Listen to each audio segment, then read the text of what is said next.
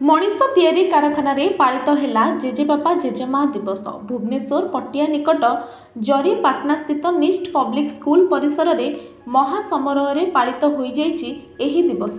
ଏହି କାର୍ଯ୍ୟକ୍ରମରେ ମୁଖ୍ୟ ଅତିଥି ଭାବେ ବାବାଜୀ ବିଶ୍ୱନାଥ ଦାସ ମହାରାଜ ଯୋଗଦେଇ ସ୍କୁଲରେ ପାଠ ପଢୁଥିବା ଛାତ୍ରଛାତ୍ରୀଙ୍କ ଜେଜେବାପା ଜେଜେମା, ସ୍କୁଲର ଶିକ୍ଷକ ଶିକ୍ଷୟିତ୍ରୀ ଓ ଅନୁଷ୍ଠାନର ଡାଇରେକ୍ଟରଙ୍କୁ ଅଶେଷ ଧନ୍ୟବାଦ ଦେଇଥିଲେ ଓ କହିଥିଲେ ଯେ ପ୍ରତ୍ୟେକଟି ଶିଶୁ ପାଠ ପଢ଼ି ଚାକିରି କରିବା କିମ୍ବା ଶିଳ୍ପପତି ହେବା ଠିକ୍, ଭଲ ମଣିଷଟିଏ ହେବା ପ୍ରତ୍ୟେକଟି ଶିଶୁର କର୍ତ୍ତବ୍ୟ।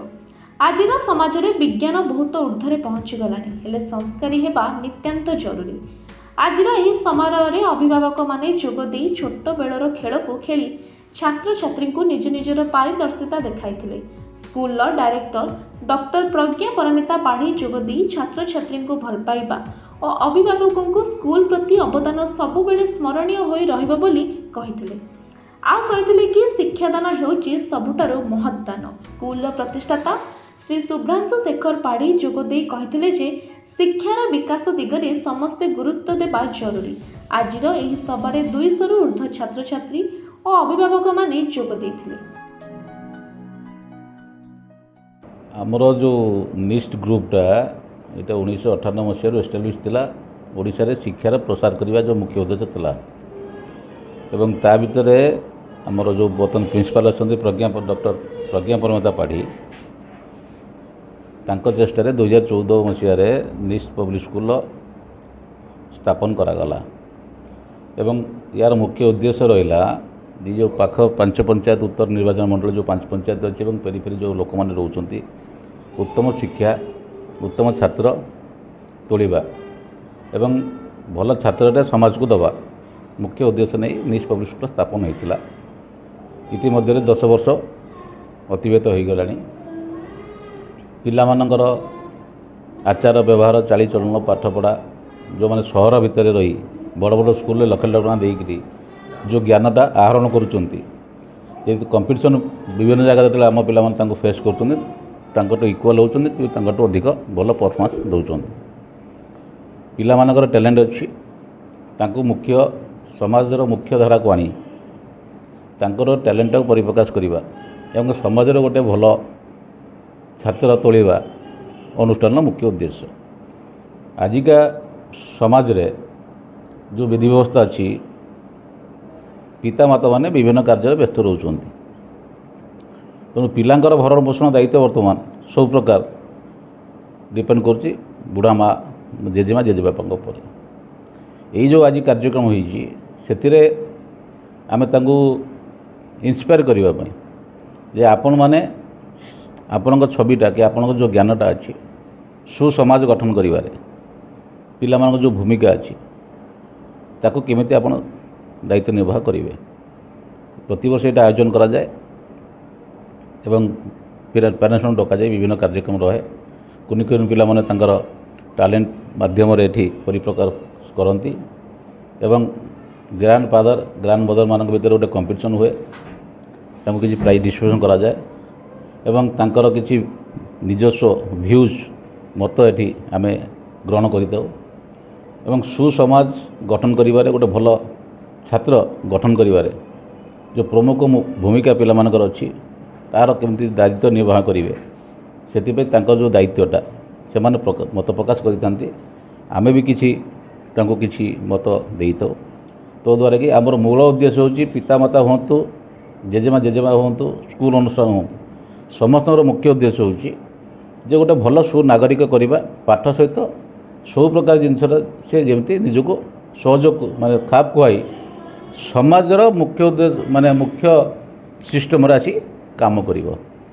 एवं धन्यवाद देवी आमर प्रिंसिपाल महोदया डॉक्टर प्रज्ञा परमिता पाढ़ी को ये तांकर चेष्टा और निष्ठा द्वारा ये एक अग्रणी शिक्षा अनुष्ठान रूप में अग्रणी स्कूल हिसाब से ये खंड अंचल तार धीरे धीरे नाम विकसित कर चलुची एवं विभिन्न कार्यक्रम भी आम द्वारा आम आगु को नापी चाहूँ और से करें आम चलू। बर्तमान आम जो सिस्टम होती इंडिया रे हो ओडिशा रे हो दुई प्रकार कैटेगरी हो गोटे सरकारी स्कूल गोटे है प्राइवेट स्कूल। भुवनेश्वर राजधानी बेसिकली प्राइवेट स्कूल बहुत ଫିଜ୍ ନେଉଛନ୍ତି, 1,00,000 2 ଲକ୍ଷ 3 ଲକ୍ଷ 4 ଲକ୍ଷ ପର୍ଯ୍ୟନ୍ତ। ଏବଂ ଯେଉଁ ପିଲା ଏଠି 3,000 4,000 5,000ରେ ସେଇ ଜିନିଷ ସେମିତି ଆମେ ପିଲା ତିଆରି କରିପାରୁଛେ, ଆମକୁ ବି ଆନନ୍ଦ ଲାଗୁଛି।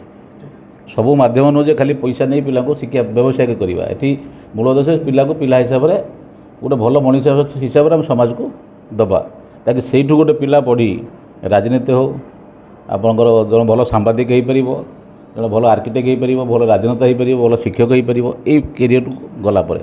ତେଣୁ ଏଇଟା ବେଷ୍ଟ, ଦିସ୍ ଇଜ୍ ଏ ମାନେ କ'ଣ କହୁଛନ୍ତି ପ୍ରଡକ୍ସନ୍ ୟୁନିଟ୍, ଯେଉଁଟାକି ଭଲ ମଣିଷ କରିବାରେ ସ୍କୁଲ ହେଉଛି ଗୋଟେ ପ୍ରଡକ୍ସନ୍ ୟୁନିଟ୍, ଭଲ ପିଲା ଆମେ କରିଦେବା ଆମର ମୁଖ୍ୟ ଉଦ୍ଦେଶ୍ୟ। हाँ, आज आम जेजेबापा जेजेमा अजा आई दिवस पालन करचु। छोट छोट पिला माने बड़ बापा माँ ठू अधिका जेजेबापा जेजेमा अजा आईंकर प्रतिबिंब। से आम जेजेबापा जेजेबापा मानू तांकर दिग्दर्शनटा केमती छोट छोट पिला मानक पाख आसीबो से आयोजन उत्सवर आयोजन करा जायछि। बापा माँ मैंने आजिकल बहुत व्यस्त रोचंती काम रोचंती, तेणु छुआ मैंने प्रायतः घरे वयोज्येष्ठ लोकों पाखे रोचंती, तेणु एटा केवल तांकर सक्सेसटा को आमे केवल सेलिब्रेट करने जेजेबापा जेजेमा मानकर जो दायित्वबोध रही छुआ मान आमे गोटे धारारे तांको प्रशंसा भी करुचु, आउ तांकर जो से माने जेमती करिचंती जेजेबापा जेजेमा माने छुआ मानक पई आमे गोटे धारारे तांको प्रशंसा करुचु, ता सहित ए तांकर दायित्वबोध आउ टिके भल भाबरे बुझेई दउचु। मोबाइल रो जुग हो जाइछि, छुआ माने बहुत मात्रा रे मोबाइल व्यवहार करचंदी, जो यार कुपरिणाम सुपरिणाम को आमे जदि देखिबा ताले कुपरिणाम बहुत अधिका होछि।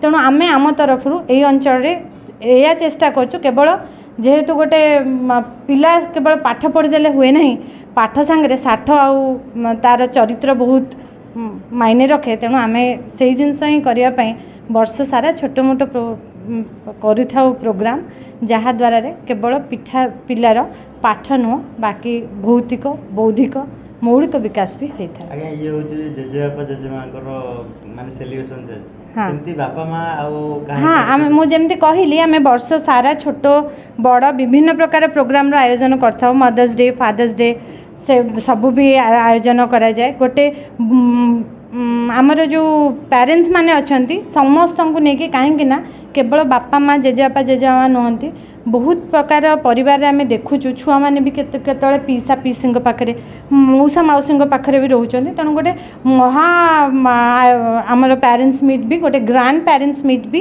करा जाए। केवल मात्र आमर दायित्वबोध समाज पिलांपाई तांको अवगत करने आम यहाँ करूँ कहीं देशर भविष्य क्लासरूम भितर बढ़ी।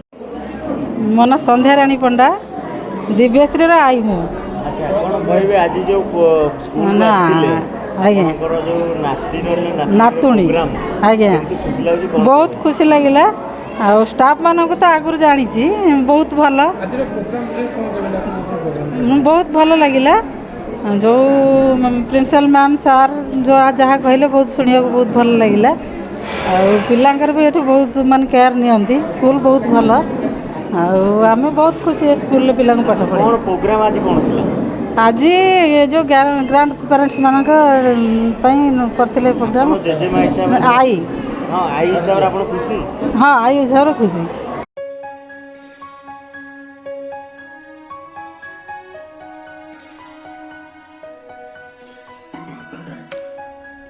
शेष में कृति अभिभावक और छात्र छात्री को सम्मान पत्र प्रदान करा जायतिला।